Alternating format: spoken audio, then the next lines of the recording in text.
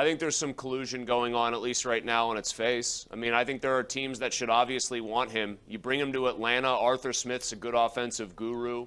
That's a really good run-blocking line already. You've got Kyle Pitts. You've got a guy like Drake London. You've got, it would be the best wide receiver he's been throwing to, at least in terms of prototype size. Traylon Burks in Tennessee, that's a team that could actually use him if they wanted to, shed a bunch of cap space and then make a move. I don't know. I don't know anything other than the owners hate this Jimmy Haslam, Deshaun Watson full guarantee. And so this is some collusion to get out there and say, oh, we're not interested. We're not interested. I mean, otherwise, think about it. The acquisition cost is less than Deshaun Watson.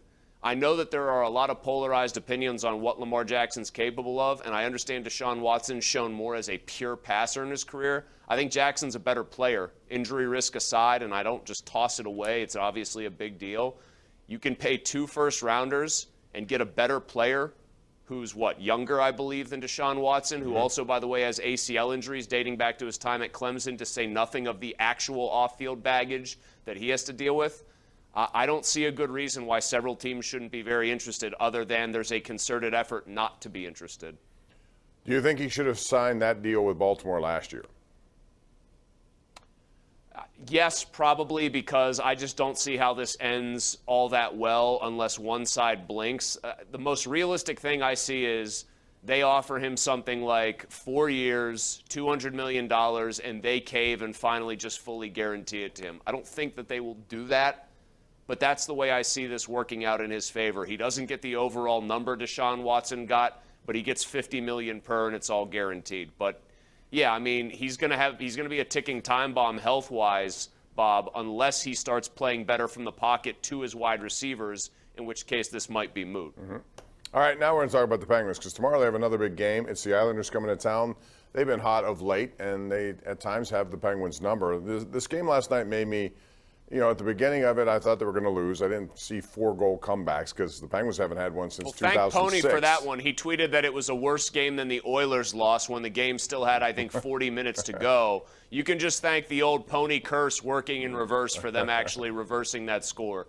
Well, it was ugly, though. There's no question through the first 4 goals of that game. And then Tristan Jarry, my biggest takeaway from this game is, sure, they can come back. Sure, they took advantage of a bad Columbus team, which should have been able to put that game away. Any other team does.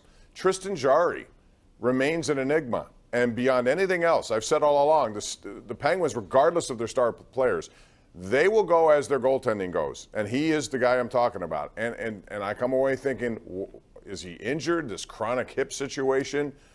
What's your take on him, and how concerned would you be if you're the Penguins about his future?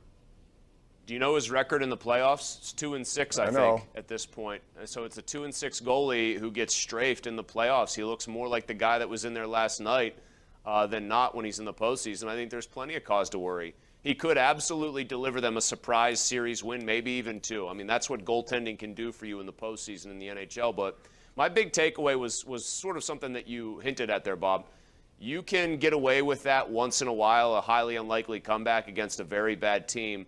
That slow start was pathetic, though. You do that in the playoffs, you're going to get beat something like 4-1 because a good team's just going to shut things down on you and make space impossible to come by. So they can't afford that. And it's fun for the people in the building. Oh, what a thrilling rally. Jason Zucker's such a spark plug. Do that against a good team and you get teeth kicked in. No, I don't think there's any question about that. And the Islanders, right there, Florida won the other night, so this is going to be interesting. I had thought the Penguins might have a chance to contend with the Rangers and move up to the 3rd position. I don't know if I believe that now, how erratic they've been, although the Rangers have had their own problems. They brought in just about everyone at the trade deadline, and I think that could actually have a bad effect on them. We've seen that here in Pittsburgh. Do you remember when they brought in a bunch of guys, Jerome McGinley and company, and everybody thought it was fait accompli? They were going to win a Stanley Cup. Sometimes it doesn't work that way. No, sometimes it doesn't. That Iginla situation was a mess, by the way, for a variety of reasons I won't rehash now as far as who wanted to play where. But, I mean, the Rangers are in many ways like the Penguins, aren't they? They're going to be a high-danger team. They're going to give up some quality chances and go up and down. And if Shesterkin's not great, they're in trouble. Problem for the Penguins compared to the Rangers is Shesterkin is usually great. Tristan Jarry, not so much. No, but what I will say is Patrick Kane is having a hard time fitting in on their power. They're forcing him in the power play, and they shouldn't be doing that right now because their power play was really good. without him, and now he comes in. I'm sure a Hall of Famer to be, they probably want to get him on there, but you can have a negative impact on that as well. We got to take a break. We'll talk more about that and other stuff when we come back. This is the Ireland Contracting Nightly Sports Call, 7 nights a week on Pittsburgh CW.